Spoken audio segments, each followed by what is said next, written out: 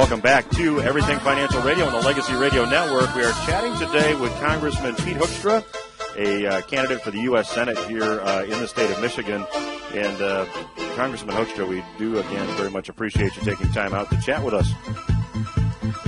Let me ask you, you talked about debt in the last segment, particularly government debt and the deficit. There's a lot of private sector debt, but let's focus for a minute on U.S. government debt. Given the significant level of deficit spending that's occurred over the last 10 years, and I'd have to say that we've really been running deficits here for the last 3 years, at some point in the future, we all know that deficit spending cannot continue without severe consequences. So in your view, what's the right policy to address the deficit and the debt? Well, really what you need to do is you have to attack this problem on multiple fronts. First off, you have to do something with entitlement spending. The entitlement programs are not sustainable. We can save Medicare. We can save Social Security.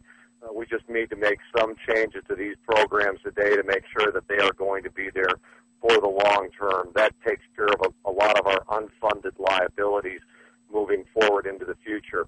The second real leverage point in terms of getting our deficit under control and ultimately to start paying down our debt is that we have to get economic growth. Economic growth, the beneficiary of economic growth is the federal government. In the 1990s, when we balanced the budget under a Republican Congress with a Democratic president, we controlled spending, we cut taxes, we reformed welfare, and what we did is we got strong, sustained economic growth, and that is what enabled us to balance the budget. So we need to have that economic growth. And then the third thing is we do have to go through, on a zero-based or zero budgeting approach, rebuild our federal budget, the annual spending, get the duplication, get the waste out of it. And with duplication, I'm talking about duplicative programs at the federal level, but also programs that at the federal level mirror or are very similar to programs that are being done at the state level. And we've got to rip those costs out. We've got to bring efficiency and effectiveness to the federal government. Congressman, you mentioned entitlements, and certainly when you look at Medicare, Social Security, and other entitlement programs and interest on the debt, those expenditures nearly consume all tax receipts at the federal level. Can you give us some specific thoughts on how you might address those, specifically Social Security and Medicare? Well, I mean, Congressman Paul Ryan, the chairman of the Budget Committee, has put out a proposal on Medicare which talks about premium support, making it more of a market-based type of program, getting more effective use for the health care dollars that we'll be spending.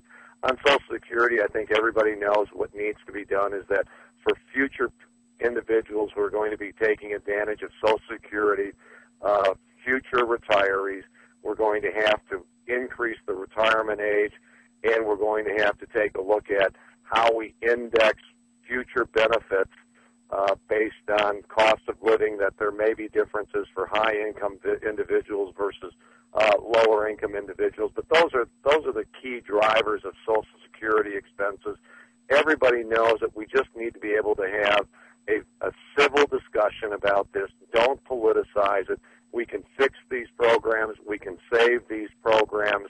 And the sooner we act, the better.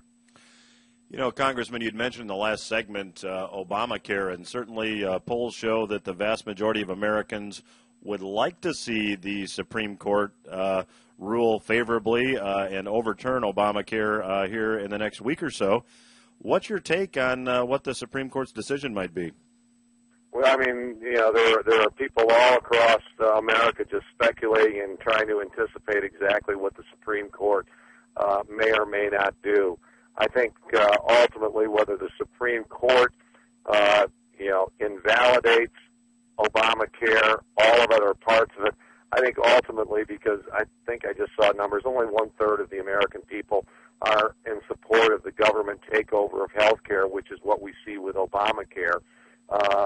I think you're going to see Obamacare basically repealed either by the Supreme Court or by Congress, and we're going to go back into real reforms, tort reform, medical savings accounts, selling insurance across state lines, a high-risk pool. These are the kinds of reforms that enable health care to stay in the private sector, make sure that a government bureaucrat doesn't come in between you and your doctor. Those are the kinds of changes that I think ultimately are going to be made in health care. You know, when we talk about health care and we talk about other legislation and potential legislation, certainly there's a lot of wasteful spending and there's a lot of influence in Washington with special interest groups. I was interviewing Peter Schiff last week on the program, and he testified before Congress, and he said that in his view, the biggest stumbling block to real reform in Washington is the way that lobbyists can really influence the outcome of legislation. What would a Senator Hoekstra do to address the strong influence of special interest groups? Well, I mean, there are lots of different interest groups. When I come home and I fill up my car in Michigan and people are coming up to me and complaining about gas prices, they're an interest group. I mean, I've always had very much of an open-door policy for individuals. Number one, I've always maintained my residence in the state. When I was in Congress, I spent 18 years sleeping on my couch, making sure that I would be home every day that Congress was not in session, that I would be in Michigan, meeting with my constituents and seeing them, going to church with them, being in the same grocery stores, that the average person in Michigan, the average person would always have access to me as their congressman, and I would continue doing that as their senator.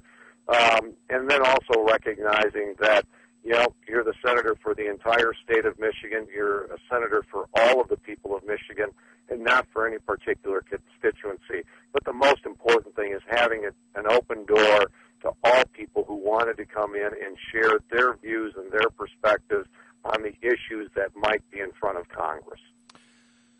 Congressman, I'd like to, in the time we have remaining, go back and talk a little bit about the economy, since that's a big issue this election season. When you look at real estate and wages, one could argue that we're seeing evidence of deflation. When you look at prices at the grocery store, a lot of the packages have gotten smaller, but the prices haven't changed. A lot of economists are saying that the easing policies of the Federal Reserve are responsible for inflation in things we use, but excess debt is responsible for deflation in things we own. Can you comment on the current policies of the Federal Reserve and whether or not you agree with the easing that has taken place, or if you have a different perspective?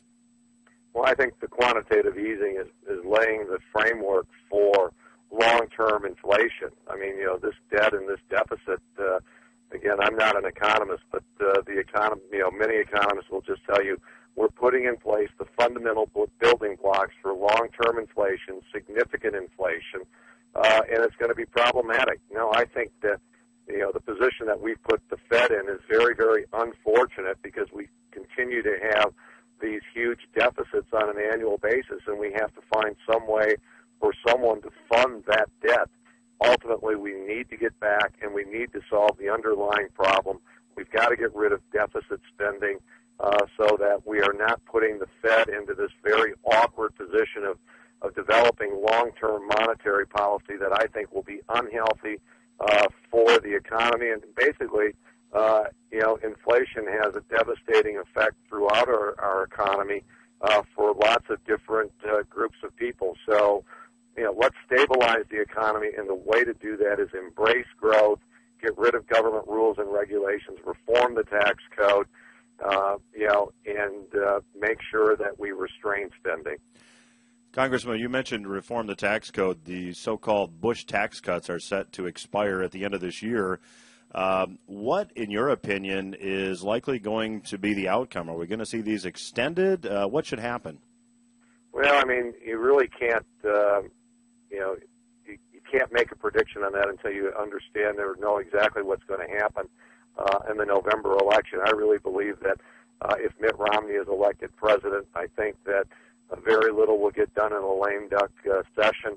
All of that will be laid at the foot of Mitt Romney. Some people will say that's problematic. You shouldn't delay those decisions until the beginning of the new year. You shouldn't leave Mitt Romney in the new Congress with a mess like that. I may be of a little different of a mind on that, believing that, now, take it as an opportunity. If they let the Bush tax cuts expire at the end of the year, I think it will be tough on the economy because we'll have this tremendous uncertainty. People will believe that there are going to be tax increases. It will just put that much pressure on the new Congress and the President, Mitt Romney, to put their nose to the grindstone, get the work done, reform the tax code, and hopefully put in place a long-term tax policy that, we won't have to be worrying about these 12-month tax policies. We'll actually have a new tax code that people will say, okay, you've given me certainty. I know what the tax code is. I know what it's going to be for the next 10 years. Let's move forward. Let's put people back to work and get this economy moving. Congressman, we sure appreciate you joining us today. If someone would like to learn more about your campaign or lend a hand, what would they do? They would go to HoekstraForSenate.com, and they could see a lot about our campaign. We would love to have them sign up. This is going to be very much a grassroots campaign. We're excited about the progress we're making, and we welcome anybody's help and assistance in whatever way they can provide it. Congressman, thank you for joining us. Everything Financial Radio will return after these words.